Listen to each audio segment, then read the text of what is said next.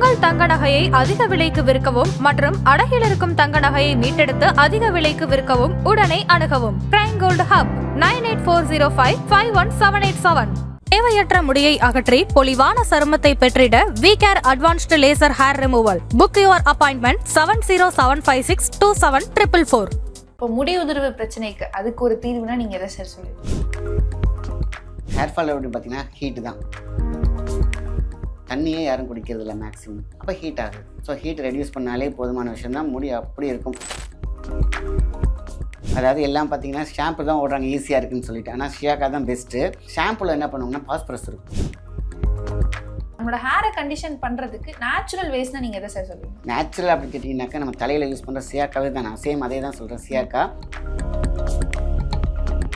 But ஷாம்புவா சியாக்கான்னு கேட்டிங்கன்னா சியாக்கா தான் சொல்லணும். சியாக்காவுக்கு பதிலாக நேச்சுரல் ஷாம்பு வேணும்னு கேட்டிங்கன்னா பூந்தி கொட்டை போகும். நாட்டு மருந்து கடையிலே கிடைக்கிது. ஷாம்பு என்ன வேலை செய்யும்? ஸ்கேல்ப்பை வந்து க்ளீன் பண்ணும். அந்த இடத்துல வந்து அழுக்க தேங்க விடாது, கொழுப்பை தேங்க விடாது. ஆக ஷாம்பில் ஒரு நுரை வேணும். இது அத்தனையுமே பூந்தி கொட்டை போடணும்.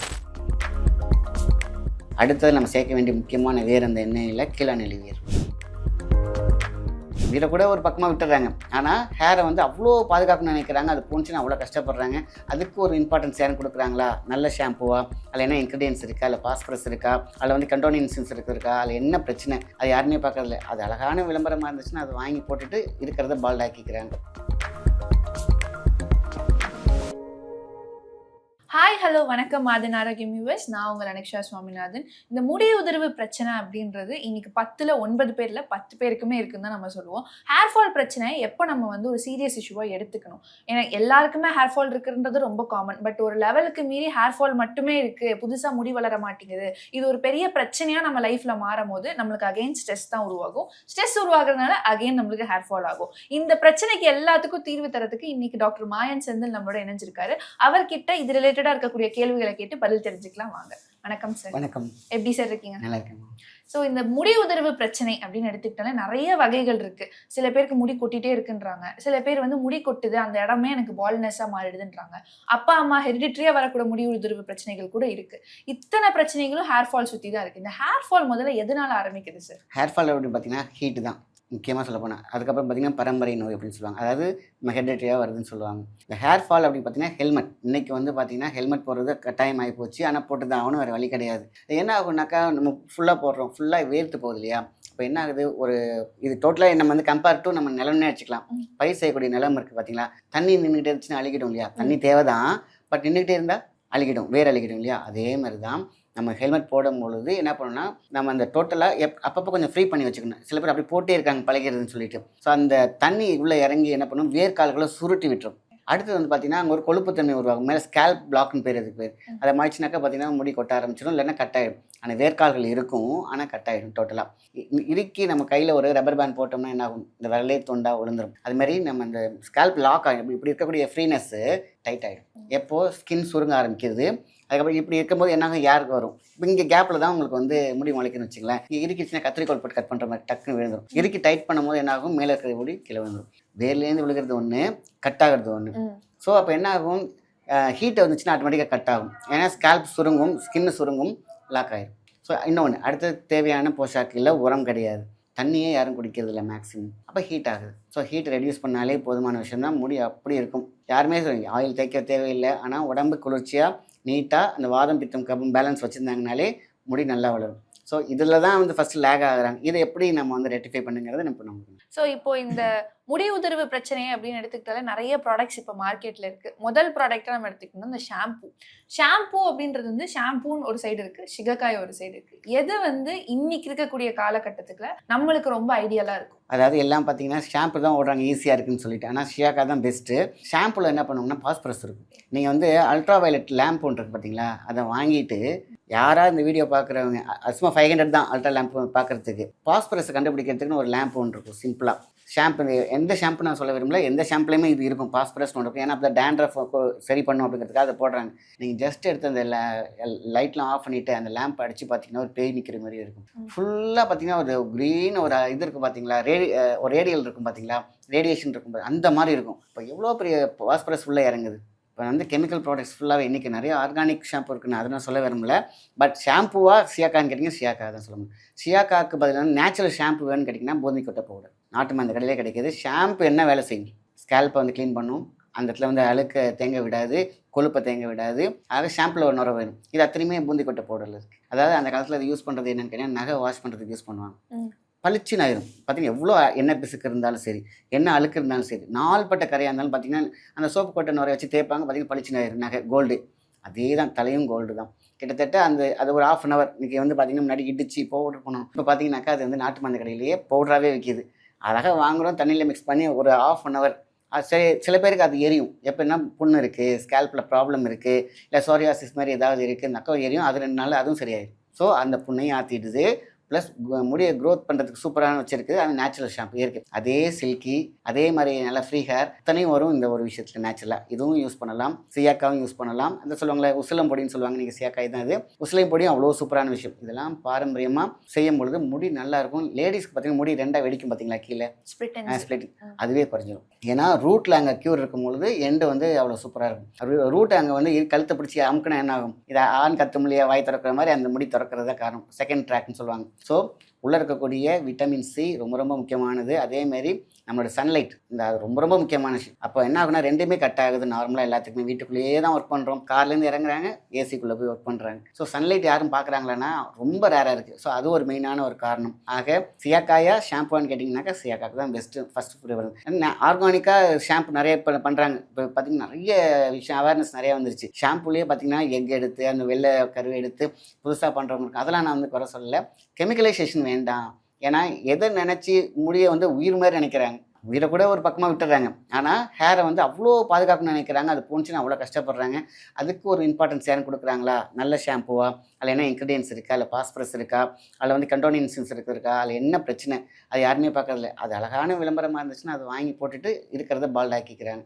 ஸோ சியாக்கா தி பெஸ்ட்டு. அதேமாதிரி பூந்தி கொட்டை பவுடர் ஷாம்பில் என்ன நடக்குதோ அத்தனையுமே சூப்பராக இருக்கும். ஏன்னா அதிகம் நுர வராது. ஆனால் நீ ஷாம்பு போட்டால் எப்படி புதுசுன்னு வருது, அதேமாதிரி நல்ல க்ரோத்து, ஹேர் க்ரோத்து நீளமாக வருது, அடர்த்தி, டோட்டலாக உங்கள் ஹேருக்கு என்னென்ன தேவை அத்தனையுமே இந்த பவுடர் கொடுக்கும். ஸோ இந்த ஷாம்பூ ஷிகுக்காய் இது எது போட்டாலுமே என்னோட முடி வந்து ஒரு மாதிரி ரஃப்பாக இருக்குது அப்படின்றதுக்கு தான் இப்போ மார்க்கெட்டில் இதுக்கு கண்டிஷனர் அப்படின்றது கொடுக்குறாங்க. நம்மளோட ஹேரை கண்டிஷன் பண்ணுறதுக்கு நேச்சுரல் வேஸ்னா நீங்கள் எதை சார் சொல்லுவீங்க? நேச்சுரல் அப்படின்னு கேட்டிங்கனாக்கா நம்ம தலையில் யூஸ் பண்ணுற சியாக்காவே தான். நான் சேம் அதே தான் சொல்கிறேன், சியாக்கா.